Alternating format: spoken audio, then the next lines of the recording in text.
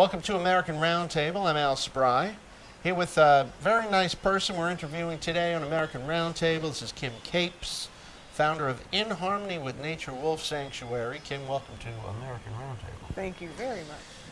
Kim was born in the Pocono Mountains of PA, always had a strong interest in understanding the animal kingdom, and so she studied psychology with an emphasis on learning and behavior, receiving her bachelor's degree from Susquehanna University. And every time I hear Susquehanna, I think of the Abbott and Costello routine with the Susquehanna Hat Company. And so that's an old bit. But I'm old enough to know it you too. know what I'm talking about. You're Abundant Now. My new book is out. YourAbundantNow.com. Check it out. Good advice and good things in there. It's $5.99. It's a heck of a deal. And we'd love for you to check it out. $5.99. Can't beat it. Kim, so ihwn.org, that's your website?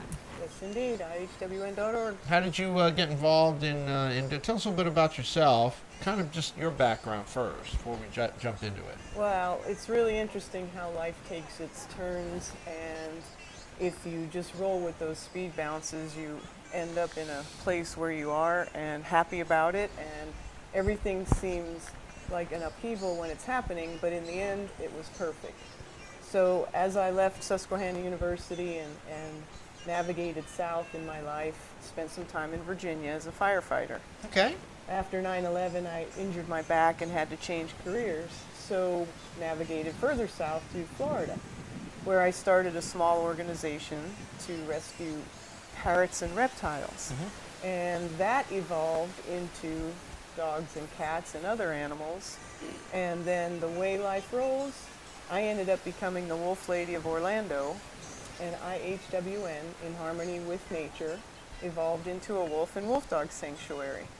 So through upheavals of life and injuries and moves, I found the calling and a passion that I was really guided to unknowingly and have a great knack at. Well, there you go.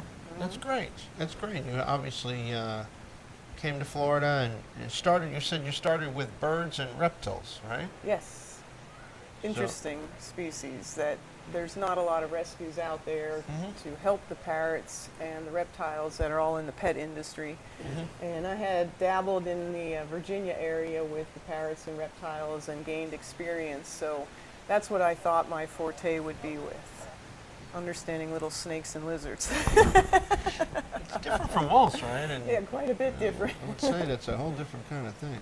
Well, a lot of people get rid of parrots, right? Because they live so long, and then maybe they don't want, or they die, and then the parrot is kind of left without, right? So Yeah. there's different ways. Yeah, absolutely. same And, thing and with- my with any first pet. rescue was a cockatoo rescue that I worked with. And cockatoos are loud and long-lived, and a lot of people aren't set up for it for the long haul. Right, because how long could they live? 80 years. 80 years! Right. That's a Yeah. pet for life. It's a pet for You life, sign up, and you better put it in your will. right, because it'll probably outlive you. Yeah. Outlive you there. Yeah. But nowadays, every pet should be in your will, basically, to help with That's a the good idea. longevity of them. Put your pet in your will. That's Exactly. lesson number 1 from today's show. Yes. Kim Capes going to be right back with you. This is American Roundtable. Thank you so much for watching us here on TV 38. And we will be right back. Thank you to Sulupia and Doug and Bill and all the friends of the show. We appreciate you guys. We'll be right back after this. Welcome back to American Roundtable. I'm Al Spry with Kim Capes, founder of In Harmony with Nature Wolf Sanctuary. You were known as the Wolf Lady? I'm the Wolf Lady of Orlando. Wolf Lady of Orlando. I like it. Yes. I like it. Before we get into it, if you ever need any real estate help, you know, of course, I am also a real estate broker and owner of Beacon Real Estate Associates in Orlando. You can always reach out to me at alspry.com, and I'm happy to assist you with anything that you need in your real estate realm. My history is in broadcasting, so Excellent. I also do real estate. Yes. Happy to have you on. So you've spent 21 years working directly in the animal rescue field, and in the last 15 years switching over to wolf dogs. So how did that switch occur? Well, when I first came to Florida, with the parrots and the reptiles and working along with those, I saw the need for dogs and cat rescue. And I had the time and the ability. I traveled to England, did some dog behavior training, and learned aspects of that most people don't necessarily get too deeply involved with. The wolf mentality and the wolf pack along Right. with behavior. Right. And so when I came back to Florida and started helping people with their dogs, I noticed that I had a forte for the very aggressive and very scared dogs. And I when mean, they liked you. They felt. I was more able to comfortable. really work with them Yeah. and be successful with that working. And with the captive bred pet industry the way it is, the exotics with wolves and wolf dogs was something that had a place where no one was helping them. And I inadvertently was found by the folks in Naples who run a wolf and wolf dog sanctuary. And they said if I could help them out with some seminars, and I did. And then my next words were, if you ever need help in Orlando, please let me know. And that help turned into a plethora of years of experience and time with an amazing species of canine. Uh-huh. Yeah. So when you say, what is it, captive bred industry? What is that exactly? I don't know what that is. Okay, that's so basically, everybody watches National Geographic and sees the wild wolves out there in the Midwest and Northwest. Well, the segments of the population who breed and sell captive bred exotics, whether they're full wolves or wolves bred with huskies, shepherds, Alaskan Malamutes, to create a pet industry related animal. So just like you've seen over the years, people do buy tigers and monkeys and everything. they from like the more pet exotic stuff industry. that not many people have, right? It's very true, and nowadays they're becoming more prolific, and unfortunately there's not enough homes qualified to own these animals. Educated or just the setting for these animals. They're not your standard dog. You know, nowadays people are getting Belgian Malinois left and right, and those are a dog with a strong drive, Yeah. and they're showing up in rescue all over the place because people aren't capable with that type of breed. Well, now you elevate that by putting an animal who's so instinctive, like the wolf, and you're breeding them with dogs and expecting them to fit into your house lifestyle, and it fails most of the time. So, unfortunately, it creates the need for a rescue like myself. Is it, well, shouldn't there be, when people are dealing in these, shouldn't there be education? Is there no education? Because aren't you getting people ready for these things, or they just sell them and they don't give them any education? If you have the money and the licensing, or even if you're in a state without a license required to own, a lot of these breeders are just selling. Okay. It's the money. So they don't really, well, you can get the money, but don't you think it would be important to educate the people, make sure it's right for them? You would hope that the breeders are selling to people that are educated. And there are always good and bad in every industry. Right. So there's good breeders who do educate and screen. However, the majority are just selling their pups and making the $500 to $1,500 to $2,000 for a pup, and not necessarily screening properly. Oh, and then they find out it's not so easy.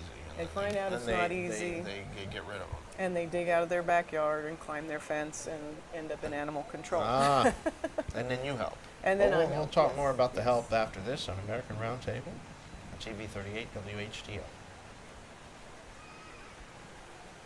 Welcome to American Roundtable.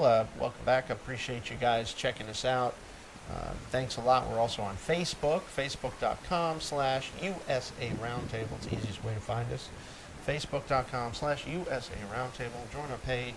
See what's going on with the show. Interact with us. We always enjoy hearing from you. Thank you for your support of the show these past 9 years. Kim Capes is with us. Kim Capes, in harmony with Nature Wolf Sanctuary. She's known as the Wolf Lady of Orlando, ihwn.org, ihwn.org. So Kim, once you get one of these nice doggies, wolf doggies, what's your first step? You get them from animal control? They call you, or how do you find out about them? Yes. Animal controls Osceola County, Orange County, Seminole County. The majority of the local surrounding shelters know us and will call and say, hey Kim, we have an animal we suspect has wolf content. And a lot of times the shelter is unequipped to handle an animal of that nature. Because it's got wolf content. It's got wolf Like content. bigger, they kind of look, it looks wolfy. Oh yeah, Yeah. much wolfier, yes. Yeah. And in the shelter setting, these animals are incredibly scared, very fearful, very timid and shy. They shut down, and Oh, sure. that panics the Because handlers. they're wild. Yeah, You put them and in a cage. you can Yeah. attempt to domesticate them, but the instinct is so strong that they might be acclimated to humans, but they're never really truly domesticated. So having them in the shelter setting is very traumatic for them. We work to get them out as soon as possible and then give them some decompression time, learn who they are, and see what their needs are. Mhm. And how do you do that? Like, how does that process work? Well, based on what the knowledge is that the shelter has of the animal, whether they came from a home or a known person versus a stray, we'll have a little bit of information to know if this animal had any time inside of a house living like a regular dog. And if they have, we'll set them up in an indoor area to give them the best chance to see what acclimation level they have to a lifestyle. If we know the content of the animal, or if we don't, we have the option of a DNA test that we can get the content. Oh, okay. You know what the animal, the mate breakdown is. Exactly, exactly. And a lot of people use that in the pet Does industry. that help, like knowing the breakdown like that, knowing how to treat or work with the animal? Sometimes it does, yes. You know how much Where- wild is in there? Exactly. A lot of wild in me, I can tell you that. They've been trying to domesticate me for years. I don't know, you're kind of a mid-content maybe? Yeah, just enough to stay above the line. Yes, there you and go. that stuff. And that's the thing is, the lower the content, the better you are with the legalities in Florida. And the more content, you may fall in the range of needing a permit to own. Okay. So it's a very tricky slope. Is that a permitted thing in Florida above a certain amount of wolf? The Florida regulations change from a percentage to a definition. So even if you know the percentage, you can still have to have a permit because they're not using a percentage any longer. So it's a challenging definition, and an uneducated owner can fall in trouble if they don't know what they're doing Right. and lose their animal.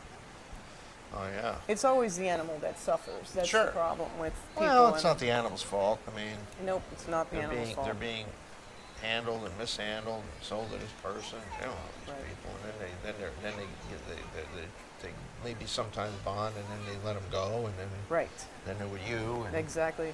And once they jump from an owner, from the person who purchased, to being dumped or placed in a shelter or escaping and being trapped and put in a shelter, that trauma compounds and makes things more challenging on the rescue side.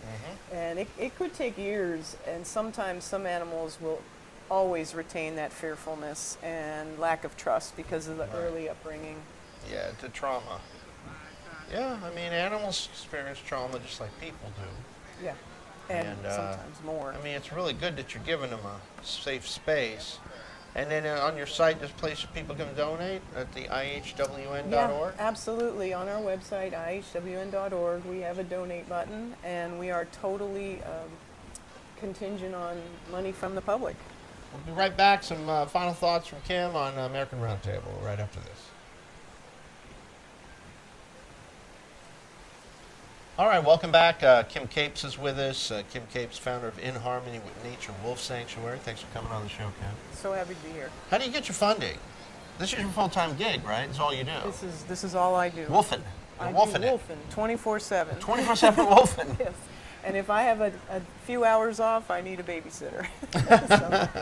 So, we are a fully staffed facility with volunteers, 100% volunteers. 100% volunteers. So these people do it in their spare time, or they're retired, or Absolutely. We require 1 day a week for 3 hours, but a lot of our volunteers stay longer than that. We've had folks with us for 10, 12, 14 years now. Our oldest volunteer is actually 84 years old, and he's there right now working and assisting. Now, he doesn't go in the enclosures, Right. but we keep him safe. Younger and, people are doing that kind of work. yes, they are. At Yes, the they are. It's hands-on very stuff. labor intensive, and all of our funding comes from the public support. It's challenging on the arena to receive grants. We do have a few small grants that come in from time to time, and any employees that we have that work at Disney or Universal Studios, their volunteer time with us helps get us some grants from those organizations.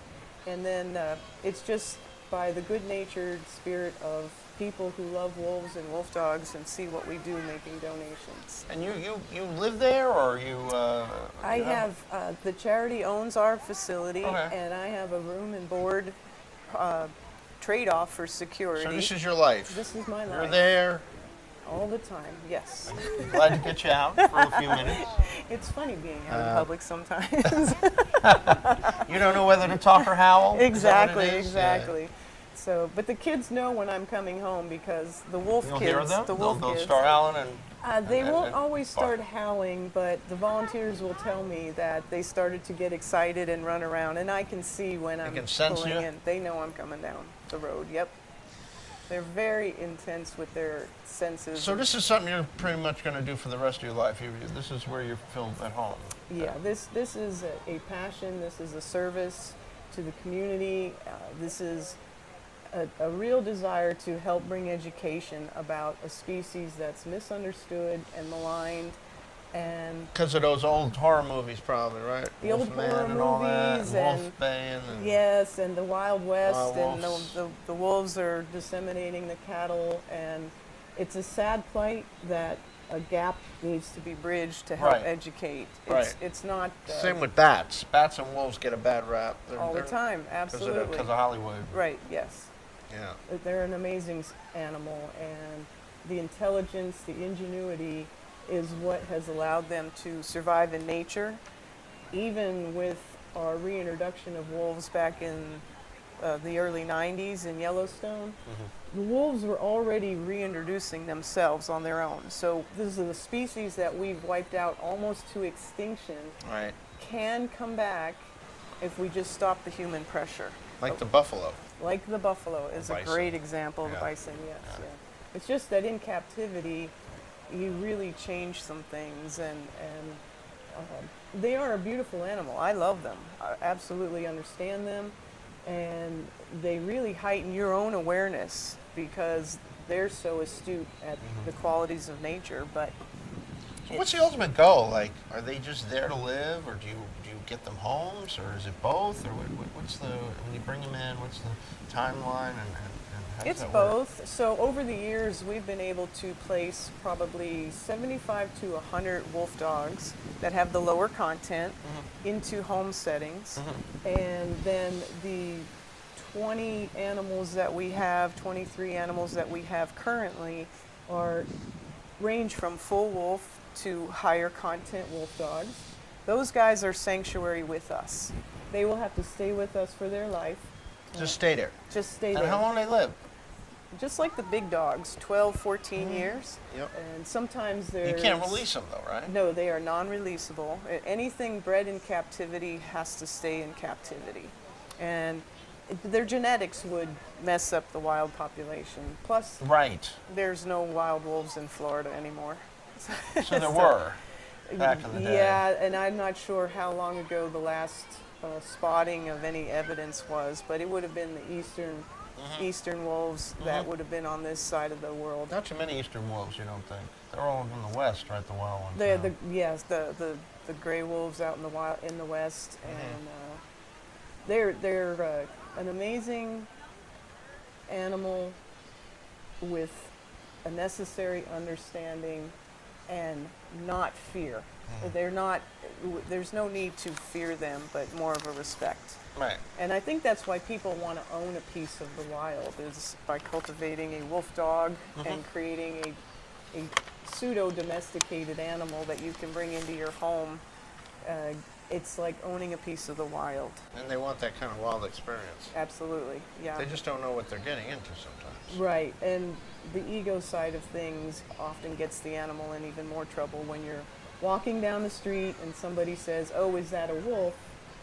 People take this pride, "Oh, yes, this is my wolf." And even if it's a low-content wolf dog, you can't be calling it a wolf because it's not appropriate. It's not educating the others They're that just you're showing interacting off. with. It's showing off. right. Yes, yeah. Call it what it is. It's a wolf dog. It's a captive bred wolf. So How big are they?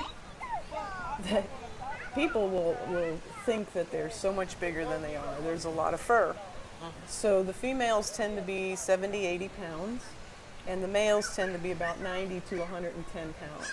We do have one male that's 120 pounds, and he's 36 inches at his shoulders. He's a very big boy. That's a big And he's an old man now. But typically, they do still make a German Shepherd look small. So But they're smaller than some dog breeds. there This are is large, interesting. right, the big cane corsos and Rottweilers can definitely weigh more than a wolf. So, And I'm sure. So how do you have them set up? Do you have like just big they're in buildings that have enclosures. They have their enclosures? own enclosures. Yeah. If they've come in as a sibling group, we'll keep the siblings together. Right. If I have to be the matchmaker, then I'm like eHarmony for wolves.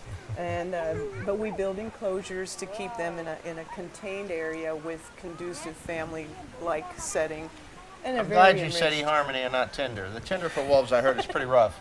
Well, thank you, Kim Capes. IHWN.org is the site. Go there and donate to a nice organization that's helping animals. If you're an animal lover like me, I think that's a nice thing to be able to do to help these animals have a nice life, whether it's reacclimated with people or whether it's there at the sanctuary.